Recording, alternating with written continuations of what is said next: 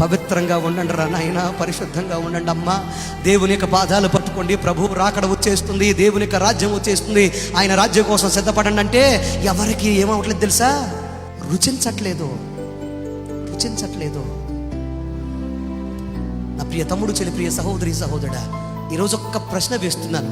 మీ జీవితాలు ఎలా ఉన్నాయి ఒక్కసారి ఆలోచన చేయండి. ఏది వదిలిపెట్టాలో అది వదిలిపెట్టావా? తుచ్చమైన చొట్టో, సిగరెట్టో, తుచ్చమైన ఒక గ్లాసులో సారానో, లేకపోతే నువ్వు తాగే మందో, లేకపోతే బ్రాంతియో, విస్కీయో, కల్లో ఏదోడు కావచ్చు.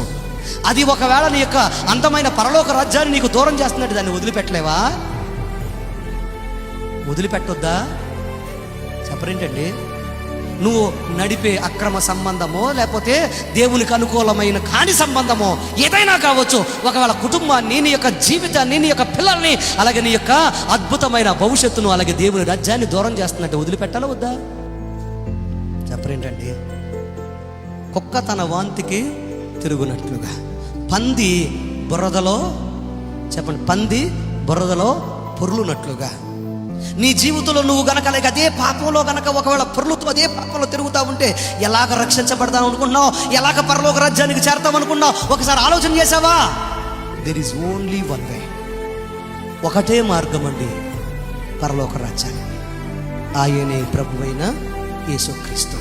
ఆయన చెప్పిన మాట ప్రకారం మనం ఏం చేయాలి? జీవించాలి. ఆ మాటలో మనం ఏమవ్వాలి? ఫలించాలి. అలా ఫలించలేకపోతే మన జీవితంలో పరలోక రాజ్యానికి వెళ్ళే అవకాశం లేనే చెప్పాలి లేదు.